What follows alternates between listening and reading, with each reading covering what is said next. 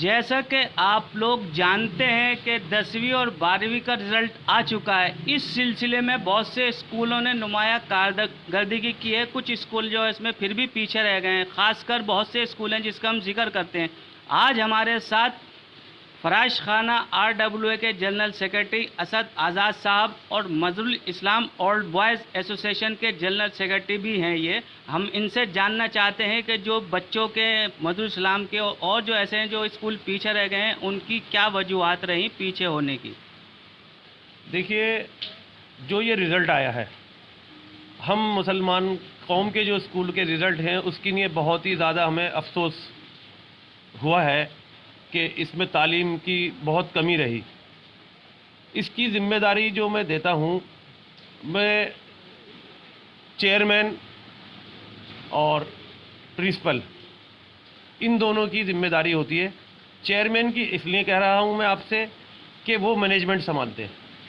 Management संभालने की ज़िम्मेदारी जिनकी होती है वो प्रिंसिपल की होती है। तो प्रिंसिपल ने भी नहीं संभाला और मैनेजमेंट ने भी नहीं संभाला। उसकी वजह यह हुई कि टीचरों में लापरवाही हुई और बच्चों का रिज़ल्ट ख़राब हुआ। अच्छा, एक आदमी की इसमें और जिम्मेदारी होती है जो मैं आपको बताना चाहूँ, सबसे ज़्यादा होती है माँ बाप और अहले इलाका। जैसे आप पेश रहते हैं, आपने इस बात को वॉच किया और आप ये कह रहे हैं, तो माँ बाप को भी बीच बीच में जाके मालूमात करते रहना चाहिए। माँ बाप जाके बीच बीच में मालूम कर रहे थे और मेरे से भी कुछ माँ बाप आन के मिले। उन्होंने मुझसे भी कहा कि ख़ास तौर से मजरूल इस्लाम स्कूल के अंदर टीचरों की कमी है और बहुत हालात ख़राब हैं। तो हमने इसके बाद वहाँ पे एक सर्वे किया। सर्वे के मुताबिक हमने जो देखा, वहाँ पे बेतहाशा ये हुआ कि टीचरों की कमी रही, जिससे बच्चों को तालीम नहीं मिल पाई। और जो बच्चे इंटेलिजेंट थे, पढ़ना चाहते थे, उन्होंने जो है अपनी ट्यूशन पढ़ाई और उन्होंने उसको कामयाबी हासिल हुई। जो बच्चे पढ़ना चाहते थे, जैसे कि मजरूल इस्लाम स्कूल के अंदर 10वीं क्लास के अंदर, बहुत अफसोसनाक मेरे लिए ये बात है, 10th क्लास के अंदर सिर्फ 10 बच्चे ने एग्ज़ाम दिया और 10 बच्चों में से 8 बच्चे पास हुए और 2 बच्चे कंपार्टमेंट हैं। अगर लॉकडाउन नहीं होता, मैं फिर आपसे कह रहा हूँ, अगर लॉकडाउन नहीं होता तो ये रिज़ल्ट 101% जो था ख़राब था, फेल था। और इसी तरीके की हालत, यानी ये कि लॉकडाउन में लास्ट ईयर जो था वो और ख़राब था, बच्चों ने घर पे ही इम्प्रूवमेंट किया, घर पे ही पढ़ा लॉकडाउन होने की वजह से। जी, क्योंकि उसकी एक वजह थी, स्कूल बंद हो गया, बच्चों ने फिर भी घर में मेहनत करी, कुछ एग्ज़ाम हुए, कुछ नहीं हुए, तो गवर्नमेंट ने उसको जो है थोड़ी सी रियायत दी, जिससे ये थोड़े बच्चे पास हो गए। और नहीं तो मैं कह रहा हूँ 101% जो हमारी कौम के स्कूल हैं उसमें बच्चे फेल होते। अच्छा, फतेहपुरी में कितने बच्चे, कुछ सुना वहाँ का रिज़ल्ट? फतेहपुरी में ये था कि जो कई सालों से रिज़ल्ट था, थोड़ा सा बेहतर हुआ है। 19-20 में से 19 से 20 हुआ, लेकिन उसमें भी कोई अच्छा रिज़ल्ट नहीं हुआ। जैसा मैंने आपसे अभी कहा कि जो है हमें रियायत मिली गवर्नमेंट की तरफ से। और इसके अंदर भी ज़िम्मेदारी जो है फतेहपुरी में ज़्यादातर मैनेजमेंट की और प्रिंसिपल की रही। हाँ, एक ज़िम्मेदारी और है, अगर यही ज़िम्मेदारी हमारे यहाँ के MLA और मिनिस्टर इसको देख लेते तो ये थोड़ा सा इसमें थोड़ी सी इम्प्रूवमेंट हो जाता। नहीं, ये तो ज़रूरी है कि जो इलाके के काउंसलर हैं, जो MLA हैं, वो टच रहते हैं, उनको देखना चाहिए। तो आपने इन लोगों से मुलाकात की या नहीं की? हमने इन लोगों से बार बार मुलाकात की, हर 6 महीने के बाद मुलाकात की। फिर जब कोई सुनवाई नहीं हुई तो हम एजुकेशन मिनिस्टर, एजुकेशन डायरेक्टर और इन सब से मुलाकात की। उन्होंने हमें कुछ रूल्स बताए, जो वो रूल्स हम नहीं कर पाते, इस वजह से वो हालात और ख़राब हो गए। और ख़ास तौर से हमारे यहाँ के जो इमरान हुसैन MLA साहब हैं, हमने उनकी बार बार जाके उनकी नॉलेज में कहा कि स्कूल के हालात ख़राब हैं, लेकिन बिल्डिंग को फंड देके बिल्डिंग का स्ट्रक्चर सही करने से कोई फ़ायदा नहीं है। मेन बात जो है एजुकेशन की बात है, क्योंकि बच्चे जो पढ़ रहे हैं टेंट के वाले स्कूल में भी पढ़ रहे हैं, वहाँ पे भी एजुकेशन मिल रही है। लेकिन हमारा मेन पॉइंट एजुकेशन से कि वहाँ पे टीचर होने चाहिए, एजुकेशन होना चाहिए, जो टीचर्स वगैरह वो होना चाहिए, मैनेजमेंट जो मजबूत होना चाहिए। अक्सर मैं देखता हूँ कि अक्सर ये इमरान साहब भी और आपके काउंसलर साहब भी अक्सर वहाँ पे राउंड करते रहते हैं, जो शुरू होता है। इन्होंने राउंड किए, सिर्फ कंस्ट्रक्शन के जो बजट पास हुआ तो इन्होंने जाके उस बजट को पास किया। उस टाइम भी हमने उनसे ये कहा कि भाई थोड़ा सा मैनेजमेंट पर ध्यान दीजिए। मैनेजमेंट बहुत ख़राब है मजरूल इस्लाम स्कूल का। 25 साल से एक आदमी मैनेजमेंट संभाल रहा है, एक ही चेयरमैन। 25 साल से, ये तो बड़े अफसोसनाक बात है ना। इसीलिए इस वजह से जो है मंजूर इस्लामी स्कूल दिन बर दिन 95 से, जब से ये चेयरमैन बने हनीफ साहब हैं, कोई निज़ामुद्दीन में रहते हैं, और आज 2020 तक वो स्कूल नहीं संभाल पाए और स्कूल तबाह कुन हो गया। मेरे ख्याल में बच्चों की तादाद टोटल मिला के 100 से 125 बच्चे हैं इस टाइम, फर्स्ट क्लास से लेके 10 क्लास तक। अच्छा, ये बताइए, जिस तरह से ये चेयरमैन आप बता रहे हैं, ये जो तरीक़ा होता है लोगों को किस तरह से बॉडीज़ बनाती है, कोई लोग आप अपना आप ही बना लेते हैं या किसी के ज़रिए बनाई जाती है?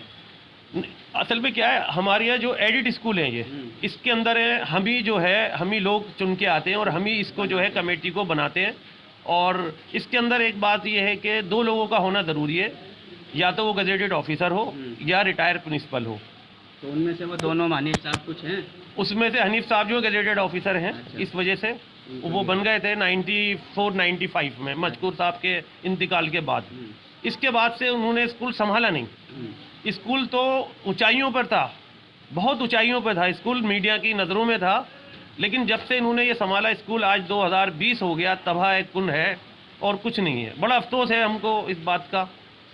देखिए, इनका ये कहना है कि ये बच्चों के मुस्तकबिल का सवाल है, इसमें जो भी मैनेजमेंट है बेहतर से बेहतर करे, चाहे उसमें काउंसलर हो इलाके के या एमएलए हों, उनको इसमें दिलचस्पी लेनी चाहिए और फंड से ही जो है तालीम नहीं बढ़ती, टीचर्स का देखना चाहिए या मैनेजमेंट चेंज करना चाहिए। जो ये तकरीबन बता रहे हैं 20-25 साल से एक ही आदमी चल रहे हैं, अगर उनसे इम्प्रूवमेंट नहीं हो रहा तो किसी दूसरे को जिम्मेदारी दी जाए। इस सिलसिले में जो है ये मुलाकात भी करते रहते हैं और अब फिर ये कह रहे हैं कि अब हम जो है फिर जो है एमएलए साहब से, मंत्री साहब से मुलाकात करेंगे कि इसमें जो है इम्प्रूवमेंट हो, क्योंकि बच्चों का रिज़ल्ट जो है बजाय अच्छा होने के और ख़राब हो रहा, बच्चे बढ़ भी नहीं रहे। फर्स्ट क्लास से लेकर 10th क्लास तक तकरीबन 100 बच्चे, बमुश्किल 100 बच्चे होंगे। इसका मतलब आप समझ सकते हैं कि पहली से 10वीं तक जिस स्कूल में 100 बच्चे हों तो उसका स्टैंडर्ड क्या रहा होगा। तो ये था इनका जो असद आज़ाद साहब, जो इन्होंने कौम के बच्चों के लिए कितने जो है सीरियस हैं और बार बार लोगों से मुलाकात कर रहे हैं। आज़ाद साहब, हम ये जानना चाहते हैं कि अब आगे आपका क्या कदम होगा और आप किन किन लोगों से मुतासिर हैं?